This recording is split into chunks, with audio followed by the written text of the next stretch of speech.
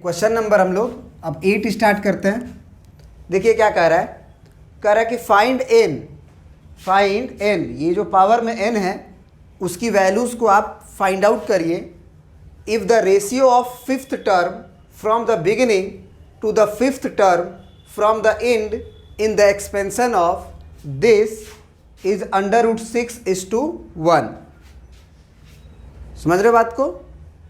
शुरुआत से fifth term और अंत से पांचवा टर्म का जो रेशियो दिया गया है वो हमको दिया गया √6:1। तो बताना है कि ये n का वैल्यू क्या होगा। तो सबसे पहले शुरुआत से तो हम जानते हैं, शुरुआत से तो हम nवां टर्म जानते हैं, पांचवा टर्म जानते हैं। अंत से जो होगा, मतलब अगर हम बोले फिफ्थ टर्म फ्रॉम एंड, क्या होगा? याद होगा ना? अंत से आरवा टर्म अगर पता करना होता है तो एक्चुअल में वो शुरुआत से कितना पोजीशन पे रहता है, उसके लिए हम क्या करते हैं? सबसे पहले एक्सपेंशन में नंबर ऑफ टर्म्स पता करते हैं। वैसे फार्मूला आपको याद होगा तो बन जाएगा, नहीं याद आएगा तो आप सोच सकते हो कि इसमें कितने नंबर ऑफ टर्म्स हो गए अगर पावर n है तो। पावर अगर n है तो नंबर ऑफ टर्म्स कितने होंगे बताइए आप जरा। तो n+1 टर्म होंगे। अब अगर इसमें n+1 टर्म होंगे तो टोटल टर्म, याद होगा ना फार्मूला आपको, क्या होता है? टोटल टर्म में से हम क्या घटा देते हैं? सबसे पहले 5 और फिर 1 जोड़ देते हैं। याद है कुछ? टर्म फ्रॉम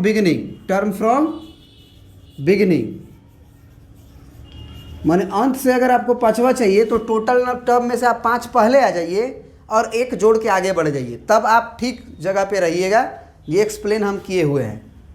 तो ये टोटल टर्म आपका हो गया n+1 अब -5 अब +1। इसका वैल्यू कितना आ जाएगा बता दो आप,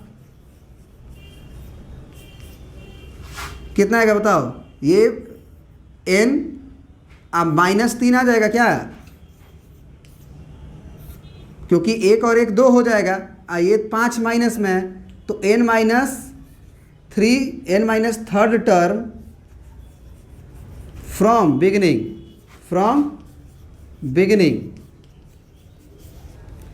अब अकॉर्डिंग टू क्वेश्चन हम क्या बोल सकते हैं? अकॉर्डिंग टू क्वेश्चन क्या बोल सकते हैं बोलो? Term T5 upon T n-3 is equal to √6:1 है। क्या ये बात समझ में आया? क्योंकि शुरुआत से पांचवा टर्म और अंत से जो पांचवा टर्म है हमारा फिफ्थ टर्म फ्रॉम एंड, वो n-थर्ड टर्म फ्रॉम द बिगिनिंग है।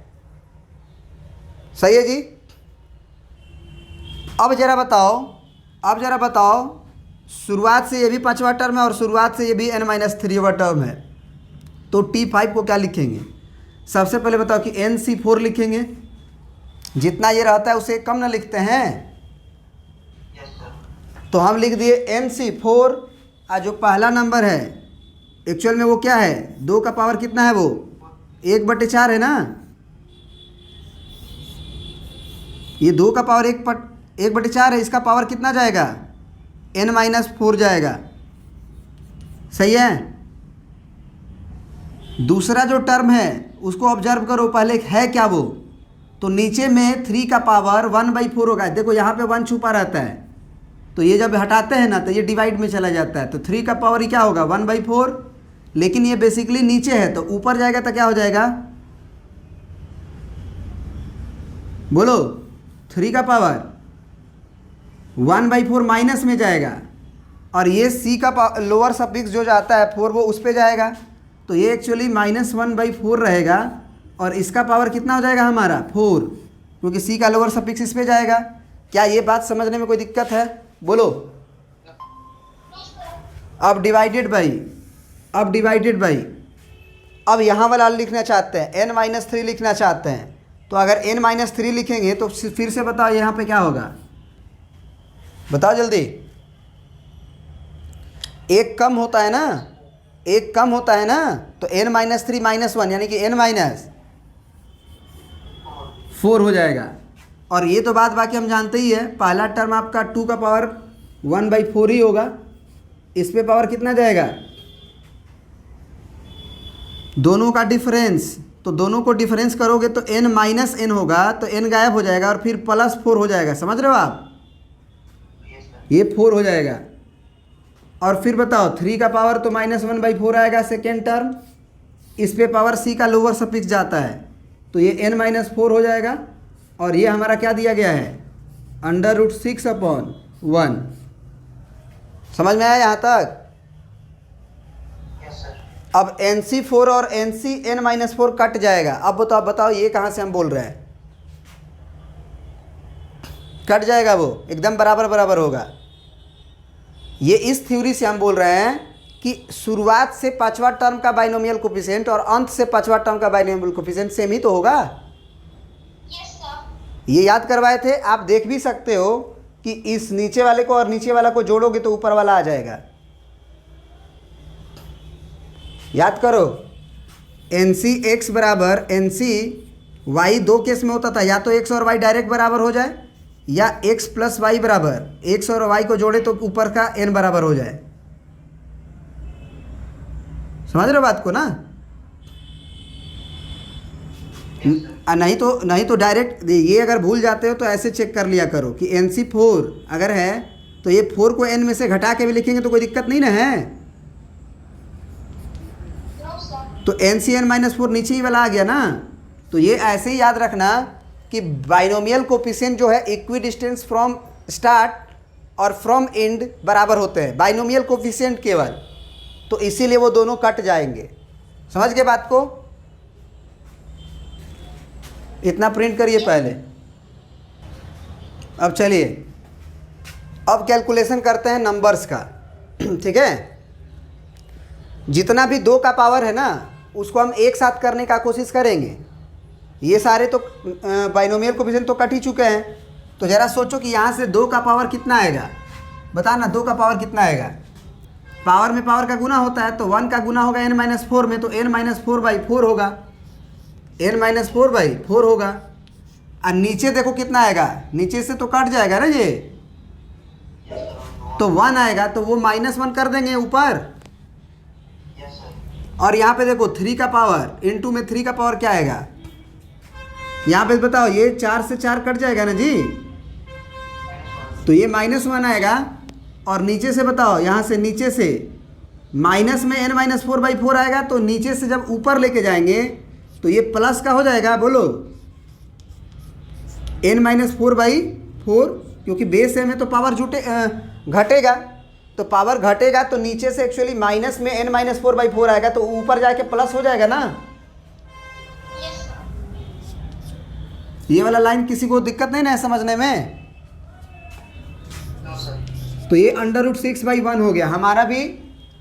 नीचे में मतलब 1 ही है, नीचे में 1 ही है, ये सब 3 के पावर में है, याद रहे, ये सब 3 के पावर में लिखे हैं।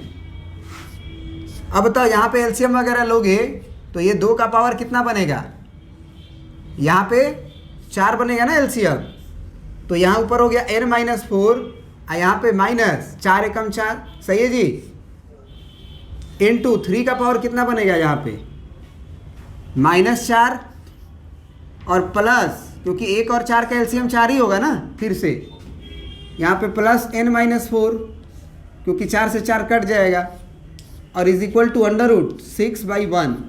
अब यहाँ पे जो 2 का पावर देख रहे हो वो कितना आ रहा है आपका, n-8 आ रहा है और /4 आ रहा है, और 3 का भी पावर कितना आ रहा है, n-8 ही आ रहा है, /4 आ रहा है। अब तुम बताओ ये बात कि क्या ये दोनों 2 का पावर और 3 का पावर सेम है? तो अगर दोनों पावर सेम है तो एक ही बार 2 × 3 लिख देते हैं और उसका पावर n-8/4 लिख देते हैं, क्योंकि 2 पे भी पावर वो चली जाएगा और 3 पे भी पावर वो चली जाएगा। बोलो, तो बस ये /1 को छोड़ो, अब /1 को लिखने की कोई आवश्यकता नहीं है ना, नंबर को हम ऐसे ही लिख देंगे। नीचे ऊपर आता 1/√6 तब ना दिक्कत थी।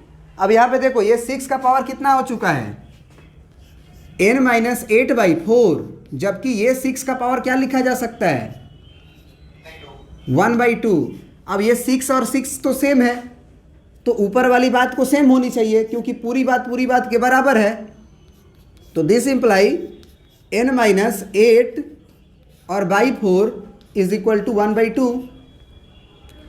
तो यहाँ से आपको ये 2 से 2 कट जाएगा, तो n का वैल्यू कितना आ जाएगा बता दो आप। फाइनली 2 जाएगा उधर ना, तो n का वैल्यू 10 हो जाएगा ना जी। 2 एकम 2 हुआ, -8 उधर गया, +10, तो n का वैल्यू कितना हो गया आपका? 10। आया बात समझ में कि नहीं आया? प्रिंट कर लीजिए इससे, ठीक है। n का वैल्यू आपका 10 आएगा। तो और भी अगर वीडियोस देखना चाहते हैं तो क्लास 9 से लेके क्लास 12 तक सीरियल वाइज वीडियोस आपके मेरे प्लेलिस्ट में मिल जाएंगे। बाबा मैथ्स वाला चैनल के प्लेलिस्ट में मिल जाएगा। और भी जितने भी चैप्टर्स हैं क्लास 9 से लेके क्लास 12 तक सीरियल वाइज, है ना। वो दिक्कत क्या होती है कि एक क्रम से आपको वीडियोस नहीं मिल पाते हैं, लेकिन इसमें क्या है कि हर चैप्टर का एक क्रम से वीडियो है, थ्योरी है, कॉन्सेप्ट है, फिर क्वेश्चंस हैं। NCERT RS अग्रवाल, जो बच्चे IITs की तैयारी कर रहे हैं उनके भी सारे प्लेलिस्ट बने हुए हैं, आप जाके वहाँ पे देख सकते हैं, ठीक है ना। तो चलिए अब नेक्स्ट क्वेश्चन हम लोग स्टार्ट करते हैं।